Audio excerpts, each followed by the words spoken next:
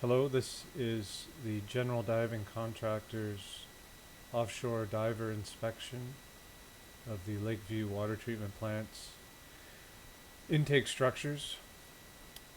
The diver is on the west intake structure presently.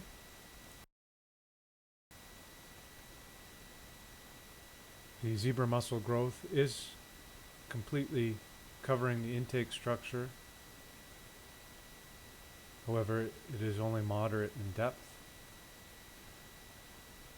The diver is now looking down the bell mouth of the intake structure at the chlorine diffuser. The chlorine diffuser is comprised of 4-inch PVC piping connected to one supply line. As you can see, the zebra mussels taper off adjacent or just above the chlorine diffuser.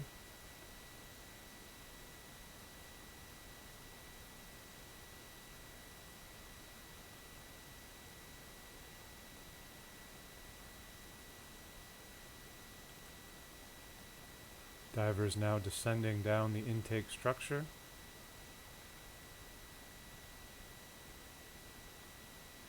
And is going to try to get a good look at the chlorine diffuser.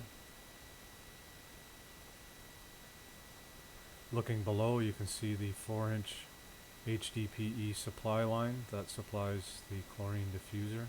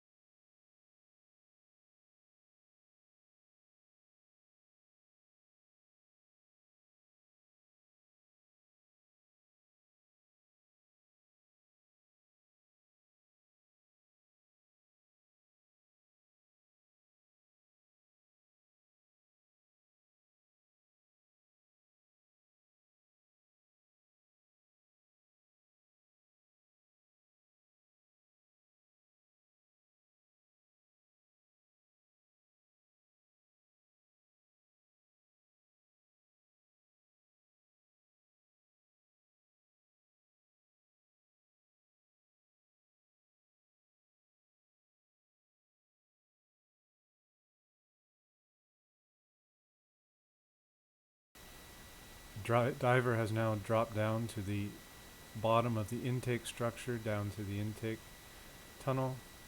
As you can see, the HDPE here is leaking chlorine through the cut in the pipe, and this is the connection or transition from HDPE pipeline to the PVC diffuser piping.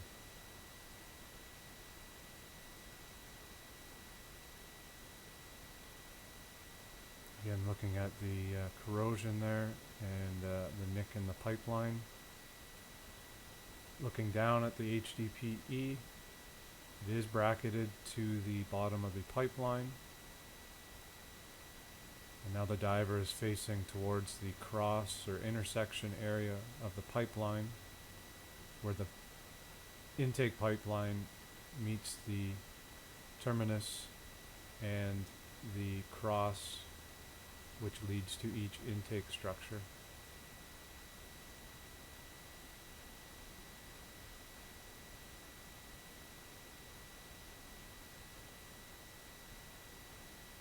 Some more bracketing for the HDPE, 4-inch HDPE.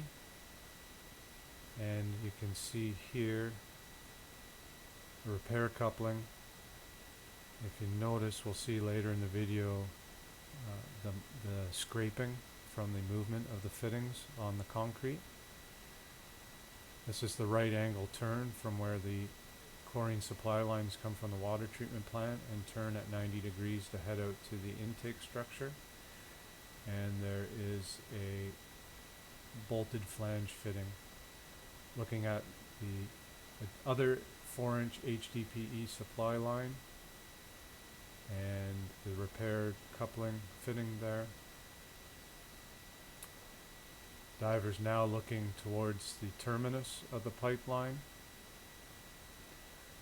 and we are looking at the ballast cable for the raw water water supply line and how it is terminated to the bottom of the pipeline.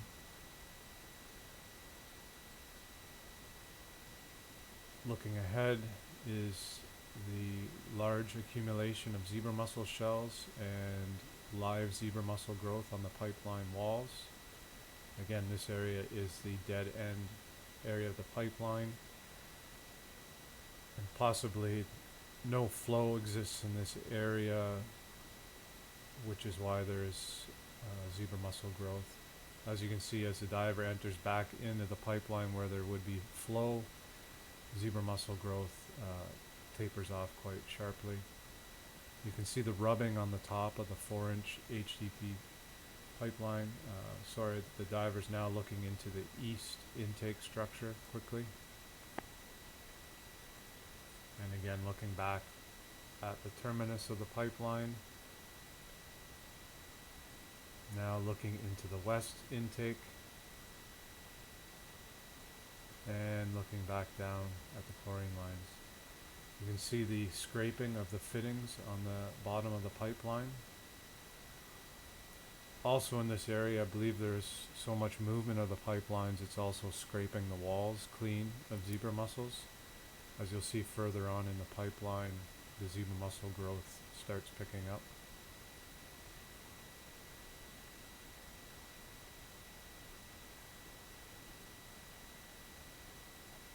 The stainless steel cable is the ballast cable for the sample line. And now moving towards the water treatment plant, you can see one 4-inch chlorine line has moved up towards the top of the pipeline. This is due to, and look coming up on the right, the other 4-inch chlorine line, so they are both free to move in the water column. Looking at the bottom is the old sample line. This is a broken piece that is not joined to anything. And coming up is this steel cable, I believe it's 1-inch cable, and looking at the chlorine lines at the top. So the chlorine lines have come unballasted from this 1-inch cable on the bottom of the pipeline. This is due to the expansion or too much material, piping material, and has had nowhere to go to expand and contract, and is broken away from the ballast cable.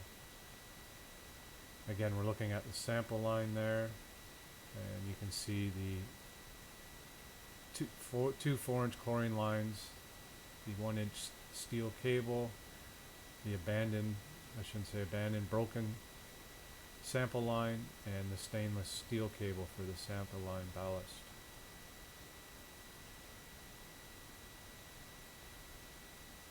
So proceeding into the pipeline towards the water treatment plant, we can see the 4-inch chlorine lines are free to move in the water column. And again, if you note the scraping on the wall there on the top left, we just went by it. And again, I believe the reason in this area for the lack of zebra mussels is these pipes are scraping the walls so much that it's actively cleaning them. As you see, as we move further into the pipeline where the pipes are actually back down to the bottom, right here you can start seeing zebra mussel growth on the walls. See the scraping on the pipe. You'll see clear sections on the pipe where it's been scraping with something. Again, the sample line you see there floating, I believe at this point is just broken, completely broken and not in service.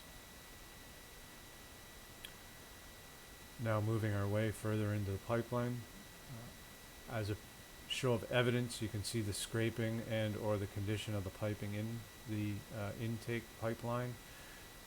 You can see a complete opening in that sample line where it had rubbed free. We're now looking at the active sample line, and it has been drawn from the outside of the intake structure all the way back in, estimating 200 feet into the pipeline by the time you get to the end of the sample line. If you note, again, the zebra mussel growth is picking up, and shells, I believe that is because at this position, the 4-inch chlorine lines and sample line move less. Looking ahead, you can see some clear areas where the pipe would be moving though. Just to the right of the chlorine line there, you can see where the wall is clean, scraped clean. Moving towards the water treatment plant. Diver now is approximately 75 feet into the pipeline.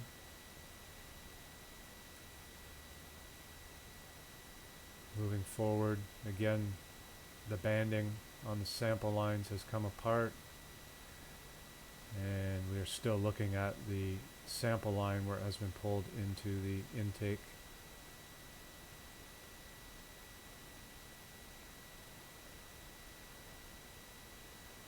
We're coming up to the repair that we made earlier this year, or late last season, where we've pieced in approximately 100 to 150 feet of 2-inch line that still extends beyond the diver towards the water treatment plant. The diver is trying to free the line with no success. It appears to be caught at the other end on something. It keeps withdrawing back into the pipeline. So looking at the bottom, we have the sample line. There is an unknown, looks like 1/2-inch line broken off there. The 4-inch chlorine lines have come off their ballast cable, and we're now heading back towards the intake structures to complete the inspection. The sample line here would be able to be placed back in operation with further diving efforts to retrieve it. At this point, obviously, it wasn't free to move in to free itself from whatever it's caught on. Again, the diver here now is probably 125 feet into the pipeline. You can see the black marks on the 4-inch chlorine lines where they've been rubbing. Most likely the sample line was rubbing on that at that point, or actually you can see the broken sample line is rubbing. All evidence of these pipes moving quite a bit inside the pipeline due to water flow. Again, another cleared section on the 4-inch chlorine line.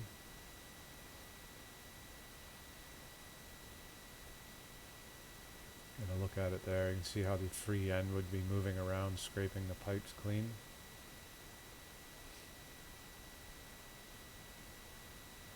Again, we are looking back towards the intake structure, and we have the free 1-inch steel ballast cable, the small 1/4-inch stainless cable, and an abandoned or completely broken sample line. So now we're looking at the 4-inch chlorine lines as they're free to move around at the top of the pipeline. And we notice some scraping on the walls. Also, again, in this area, the walls are completely clean, which I believe is in reference to these two 4-inch chlorine lines moving around freely.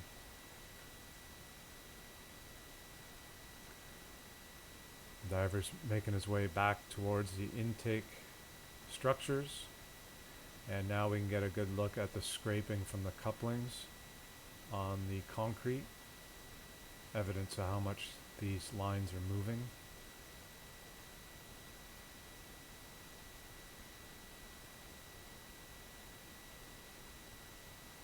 Diver's still continuing towards the cross in the pipeline section, and we're going to get a good look here at looking straight ahead is the dead end.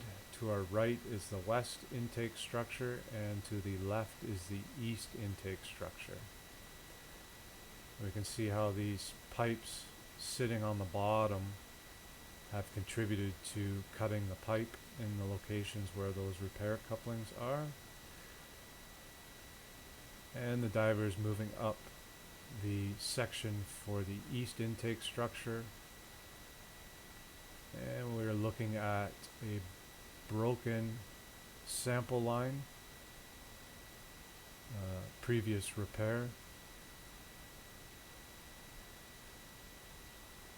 This 2-inch line here is not what we put in. This was previous to our repair of the sample line. And the diver's looking in, again, just for illustration of the sample line, how plugged up with zebra mussels it is.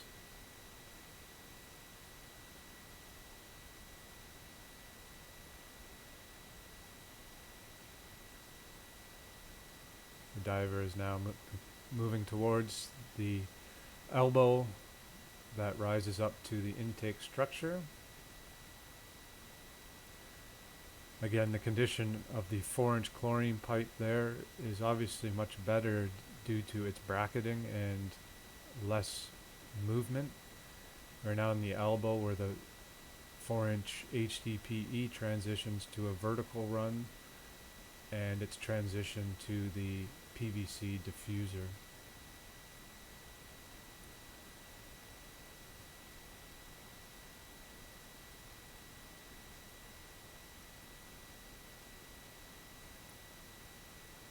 Diver is now making his way up into the intake structure, getting a look at the bottom of the PVC diffuser, and just at the top of the screen there is the bolted flange for the transition from the two plastic materials, HDPE pipeline to PVC diffuser.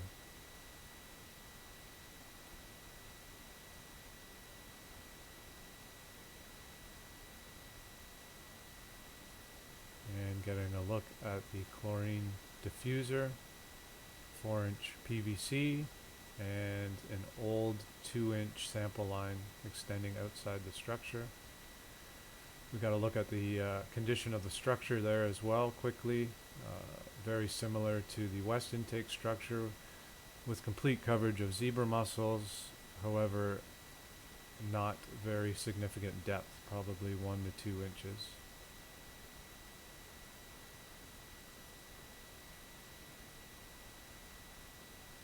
Again, the diver is completing his inspection of the chlorine diffuser.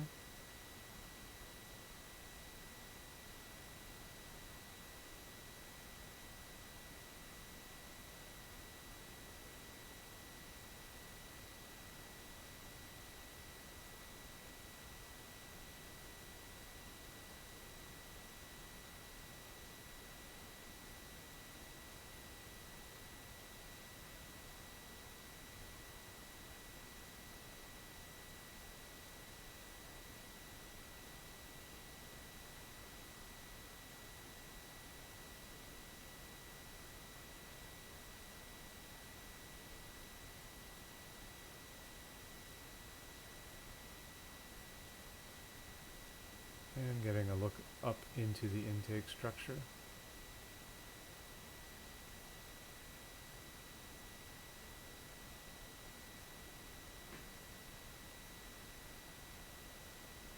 Diver now back to the bottom of the elbow of the intake riser. And the diver is going to take a look back towards the intake structure. And he's going to get a look again as a example of how the pipelines are abraded by the movement in the intake structure. You can see this one, although not in service, is completely worn through by the movement and not being secured properly.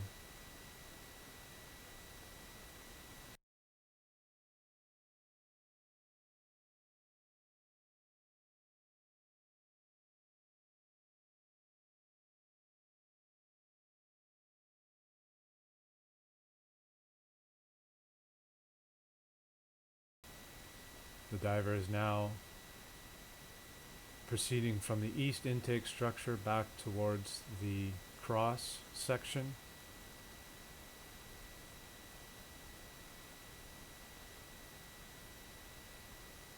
And we're looking at the 4-inch supply chlorine line on the bottom of the screen that supplies the east intake structure, and we're looking at an abandoned 2-inch sample line. The diver just moved out of his way. And we are coming to the cross section at the terminus of the pipeline.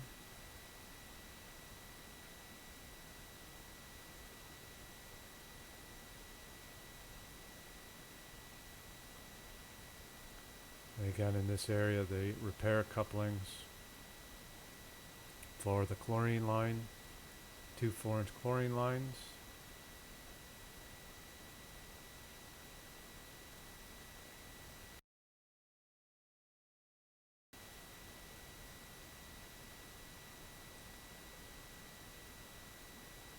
Diver now is at the cross section. Now he's looking into the terminus, where there is a large accumulation of zebra mussels shells, and doing an inspection on the couplings.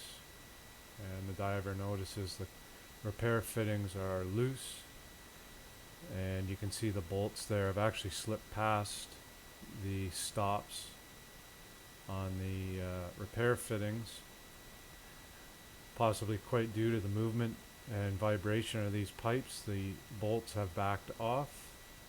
You see they're all completely off on that fitting. Beneath these fittings are a large hole completely worn through the pipe. And it was noted during the inspection and repair work we did late season, these couplings were tight and in place. So in that time period of approximately 5 months, these fittings have worn themselves loose.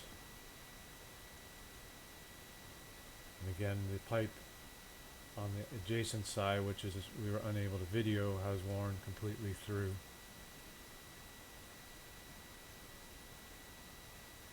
Diver just working to clear some debris there for the video. Diver feeling in behind the pipe, and he can stick his hand right inside the pipe.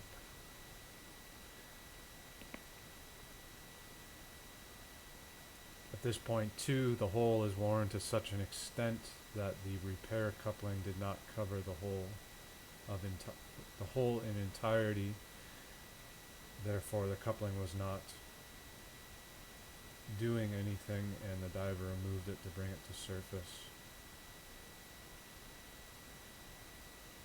Diver's going to look at the other repair coupling. As you can see, the nuts have backed off. The center nut there has backed off. However, it is still in place and reasonably tight. The diver is going to leave this one in place.